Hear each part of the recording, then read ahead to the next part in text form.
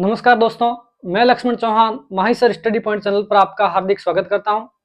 दोस्तों, हम प्रतिशत पढ़ रहे थे जिसमें हमारी 6 क्लासेज हो गई थी। आज हम 7वीं क्लास देखेंगे। इसमें देखिए हमारा पहला प्रश्न। दोस्तों, पहला प्रश्न कह रहा है कि किसी नगर की जनसंख्या 1,89,000 है, जिसमें से 4/9 लोग पुरुष व शेष महिलाएं हैं। 50% पुरुष विवाहित है, तो ज्ञात कीजिए। उसमें एक सब क्वेश्चन है कि विवाहित जनसंख्या का प्रतिशत। दूसरा प्रश्न है विवाहित महिलाओं का प्रतिशत। ठीक है दोस्तों, तो देखिए इस क्वेश्चन को कैसे करना है।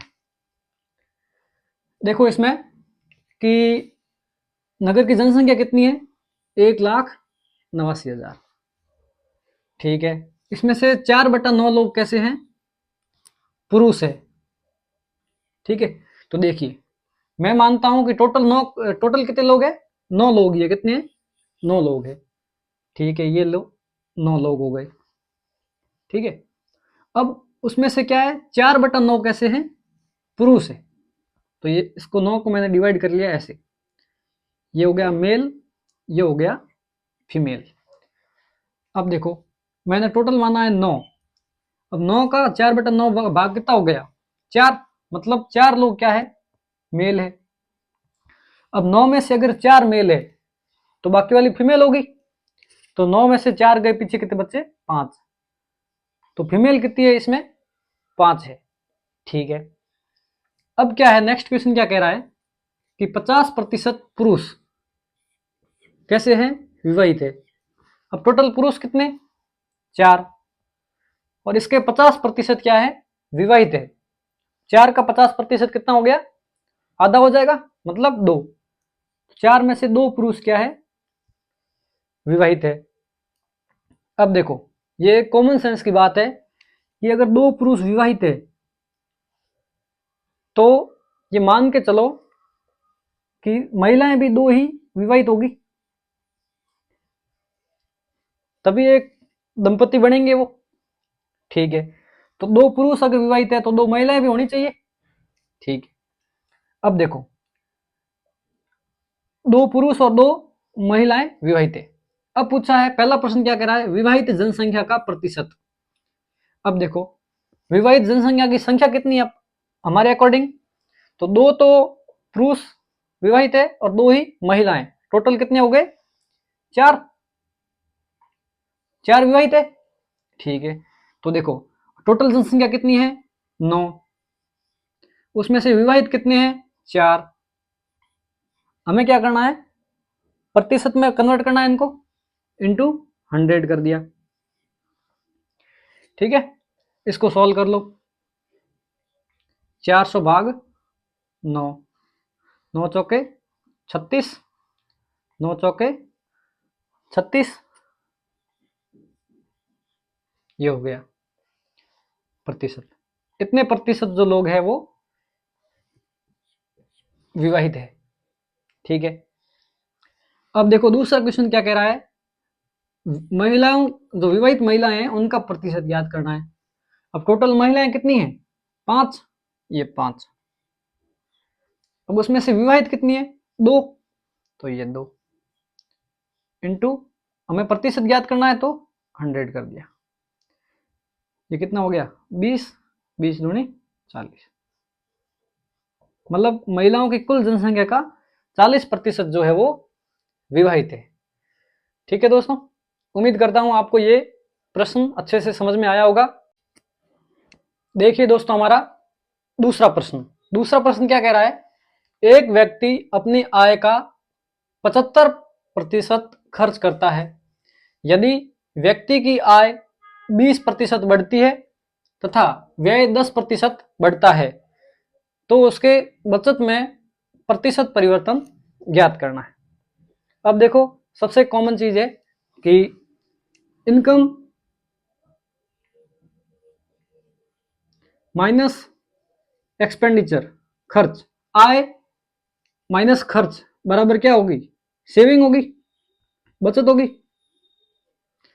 ठीक है, तो ये तो एक क्या है, सिंपल सा फॉर्मूला है, लॉजिक की बात है कि इनकम में से अगर खर्च निकाल लेंगे तो पीछे क्या बचेगा, सेविंग बचेगी। ठीक है, अब देखो ये क्या कह रहा है प्रश्न, एक व्यक्ति अपनी आय का 75% खर्च करता है। ठीक है, तो मैंने मान लिया उस व्यक्ति की आय कितनी है, 100 है। कितनी है, 100 है। आप कुछ भी मान सकते हो, 1 मान सकते हो, 2 मान सकते हो, आपकी मर्जी, आंसर वही आना है। मैंने मान लिया है कि वो कितनी है, 100 है। ठीक है, तो खर्च कितना होगा, खर्च दे रहा है कि 75% खर्च है, तो 100 का 75% कितना, 75। बचत कितनी होगी, ऑटोमेटिक अगर 75% खर्च करता है तो 25% उसके पास बचेगा, तो 25 उसका बचत हो गई। ठीक है, अब देखो प्रश्न क्या कह रहा है, व्यक्ति की आय में 20% वृद्धि हुई है, 20% वृद्धि हुई है। अब 100 पर अगर 20% वृद्धि होगी तो 100 का 20% 120, तो ये बढ़ के कितना हो जाएगा, 120 हो जाएगा। वैसे क्या कह रहा है ये, खर्च में कितनी वृद्धि हुई है, 10% वृद्धि हुई है। 10% खर्च था कितना, 75 था, इसमें 10% वृद्धि हुई है, ये 75, इसका 10%, कितना हो गया, 7.5 रुपया। ठीक है, ये कितने, ये तो प्लस हुए हैं कितने, 20, आय तो प्लस प्लस 20 हुई है, और जो व्यय है वो कितना हुआ है, प्लस 7.5 हुआ है। ठीक है, तो ये कितना हो जाएगा, 82.5 हो जाएगा। 75 पहले था, 7.5 बढ़ गया तो 82.5 हो गया। अब देखो, अब या तो, अब जो बचत कितनी होगी, या तो इसमें से ये माइनस कर दो तो बचत आ जाएगी, या फिर क्या करना है, देखो सिंपल सा लॉजिक लगाना है कि आय में तो वृद्धि हुई है 20 की, ठीक है, और खर्च में कितनी वृद्धि हुई है, सिर्फ 7.5 की, तो बचत में वृद्धि कितनी होगी, 20 में से ये घटा दे, 20 माइनस 7.5,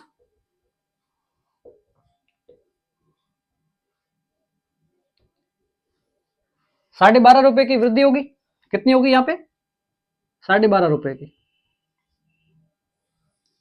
हमें क्या पूछा है, प्रतिशत परिवर्तन पूछा है, प्रतिशत में ज्ञात करना है। तो देखो पहले बचत कितनी थी, 25 थी, ये 25, वृद्धि कितनी हुई है, 12.5 रुपए की वृद्धि हुई है, प्रतिशत में ज्ञात करना है, इंटू 100 कर दो, 1 2, तो इसकी सेविंग में कितनी वृद्धि होगी, 50% वृद्धि होगी। देखिए दोस्तों हमारा तीसरा प्रश्न, तीसरा प्रश्न क्या कह रहा है, एक व्यक्ति रुपए 8550 आय में से 5700 रुपए व्यय करता है, यदि आय में 19% व व्यय में 13% वृद्धि हो तो बचत में परिवर्तन ज्ञात करना है, प्रतिशत परिवर्तन ज्ञात करना है। अब ये देखो इसमें क्या है कि हम पहले आय और व्यय का क्या है, रेशियो ज्ञात कर लेते हैं। ठीक है, देखो 5700 बटा 8550, रेशियो ज्ञात कर रहे हैं, 0 से 0 काट दिया, ये 19 से कट रहे होंगे, 19 से काटा तो 19 चौके 76, 19 पंजे 95, 19 30 57, ये हो गया। अब वापस 15 से काटा तो 15 दूनी 30, 15 तिये 45, क्या रेशियो आ गया, 2:3। मतलब अगर आय 3 है तो खर्चा कितना है, 2 है। अब हमें पता है कि इनकम माइनस एक्सपेंडिचर बराबर सेविंग होती है, ये हमें पता है। इनकम कितनी है, अब 3:2 में है तो मैंने 300 और 200 मान लिया, कोई दिक्कत नहीं है, रेशियो में है कितना भी मान सकते हैं। ठीक है, तो ये इनकम हो गई 300, उसमें से खर्चा कितना है 200, तो सेविंग कितनी होगी 100 होगी, ये भी ठीक है। अब देखो आय में कितनी वृद्धि हुई है, 19% वृद्धि हुई है। अब इसका 19% कितना होता है, 300 का 19% कितना होता है, 57 होता है, तो यहाँ पे वृद्धि कितनी हुई है, 57 की हुई है। और यहाँ पे वृद्धि कितनी हुई है, 13% हुई है खर्च में वृद्धि। तो इसका 200 का 13% कितना हो जाएगा, 26 हो जाएगा, 26 की वृद्धि हुई है। अब देखो यहाँ पे 57 की वृद्धि हुई है और यहाँ पे 26 की वृद्धि हुई है, तो बचत में कितनी वृद्धि होगी, 31 ही होगी। ठीक है, तो यहाँ पे 31 की वृद्धि होगी तो प्लस 31 कर दिया। ठीक है, तो ये हो गया 131, ये हो गया 226, ये हो गया 357। हमें पूछा क्या है, बचत में प्रतिशत परिवर्तन पूछा है। ठीक है, तो बचत पहले कितनी थी, 100 थी, ये हो गई 100। अब वृद्धि कितनी हुई है, 31 हुई है, तो ये 31 इंटू 100, 100 से 100 कट गए, वृद्धि कितनी हो गई, 31% हो गई। देखिए दोस्तों हमारा चौथा प्रश्न क्या कह रहा है, चीनी के दाम 16.2/3% बढ़ जाते हैं तथा परिवार की खपत 20% कम हो जाती है, तो कुल खर्च में प्रतिशत परिवर्तन ज्ञात करो। ये हमारा प्रश्न है।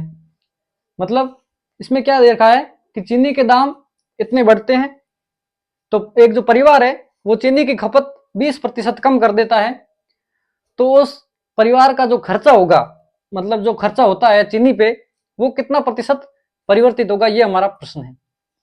अब देखो कि खर्चा कितना होगा, खर्चे का फॉर्मूला हम कैसे निकाल सकते हैं, तो देखो जैसे मान लो चीनी के दाम है प्रति केजी, ये हमने मान लिया, इसको अगर हम खपत से गुणा कर लें तो टोटल खर्चा आएगा कि नहीं आएगा। ठीक है, जैसे कि एक चॉकलेट 2 रुपए में मान लो आती हो, वो मैं अगर मान लो या कोई भी अगर 5 वो चॉकलेट खा रहा है तो उसका खर्चा टोटल कितना होगा, 2 रुपए एक चॉकलेट के, तो 5 के कितने हो गए, 10, तो खर्चा टोटल 10 आएगा। वैसे ही देखो कि चीनी के दाम 16.2/3% बढ़ रहे हैं। ठीक है, अब इसको हम अगर भिन्न में कन्वर्ट करें, फ्रैक्शन में कन्वर्ट करें तो कितना होता है, ये 1/6 होता है। वैसे कि वैसे ये 20% कितना होता है, 1/5 होता है। अब देखो मैं दाम मान रहा हूं कि दाम जो पहले थे कितने थे, 6 थे। ठीक है, अब उसमें 1 की वृद्धि हुई है तो 6 से कितना हो गया, ये 7 हो गया। 1/6 में वृद्धि हो रही, मतलब 6 पे 1 की वृद्धि हो रही है, तो पहले 6 थी तो अब 7 हो गई। अब खपत में कितनी, 20% कमी हो रही है, 20 का मतलब 1/5, मतलब खपत अगर पहले 5 थी तो अब क्या है, 4 ही बची है। इसको हम अगर गुणा कर देंगे आपस में तो क्या आएगा, हमारा खर्चा आएगा कि नहीं आएगा। ये तो है दाम में ये इनके दाम मान लो पहले 6 थे अब 7 हो गए, खपत पहले 5 थी तो अब 4 हो गई, तो टोटल खर्चा कितना होगा, पहले तो था 6 पंजे 30, अब हो रहा है 7 चौके 28, तो कितनी कमी आ रही है, 2 की कमी आ रही है। हमें क्या पूछा है, खर्चे में प्रतिशत परिवर्तन पूछा है। अब खर्चा कम हो रहा है, कितना हो रहा है, 2 कम हो रहा है, 2 कितने पे कम हो रहा है, 30 पे 2 कम हो रहा है, तो ये 30। अब हमें प्रतिशत में चाहिए, इंटू 100 कर देंगे। अब ये देख लो, सॉल्व करो इसको, 20/3, 6 3 18, 2/प्रतिशत। खर्चे में जो है इतनी कमी आएगी। देखिए दोस्तों हमारा पांचवा प्रश्न क्या कह रहा है, ये त्रुटि से संबंधित है। पांचवा प्रश्न कह रहा है कि एक व्यक्ति किसी संख्या को 3/5 के स्थान पर 7/4 से गुणा कर देता है, तो त्रुटि प्रतिशत ज्ञात कीजिए। मतलब कोई एक संख्या थी, उसको गुणा तो करना था 3/5 से, परंतु वो गुणा किससे कर देता है, उसी संख्या को वो गुणा कर देता है 7/4 4 से। तो हमें क्या पूछा है कि जो रिजल्ट आता उसमें कितना प्रतिशत त्रुटि हुई है, ये हमें पूछा है। तो इस क्वेश्चन को कैसे करेंगे हम? देखो इसमें क्या करना है, हमें कोई एक संख्या को मान लेना है, कोई भी अपनी मर्जी से संख्या को मान लेना है। अब वो संख्या माननी कैसे है वो देखो, वो संख्या ऐसी माननी है जिसमें 5 का भी भाग चला जाए और 4 का भी भाग चला जाए, ठीक है। अब ऐसी सबसे छोटी से छोटी संख्या ही हम लेंगे, क्योंकि ज्यादा डिटेल नहीं हो जाए, ज्यादा कॉम्प्लिकेटेड नहीं हो जाए क्वेश्चन, इसलिए। अब 5 और 4 ऐसी कौन सी संख्या है जिसमें 5 और 4 दोनों का ही भाग चला जाए? तो दोनों का लसब भी ले लेंगे। दोनों का लसब कितना आता है? 20। या फिर सीधा इन दोनों को गुणा कर लो, 5 × 4 20 ही आता है।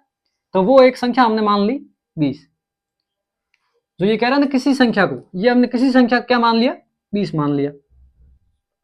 अब देखो, अब 20 का 3/5 कितना होता है? 5 एकम 5, 5 चौके 20, 4 3 12। यहां पे देखो कितना हो गया? 5, 5 × 7 35। अब देखो रिजल्ट आना कितना था? 12 आना था, आया कितना है?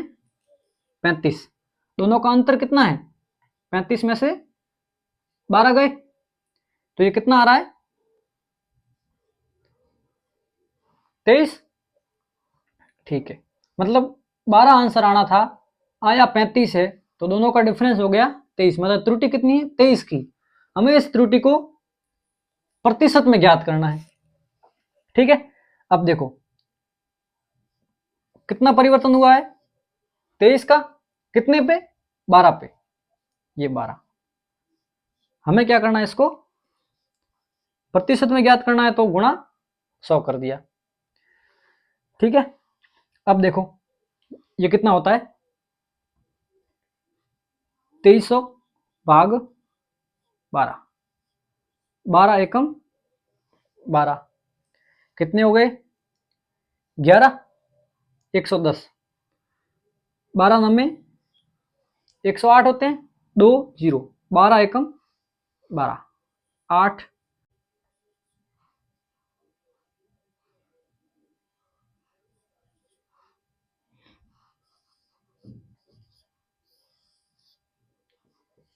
ये हमारा आंसर आ गया, ठीक है दोस्तों।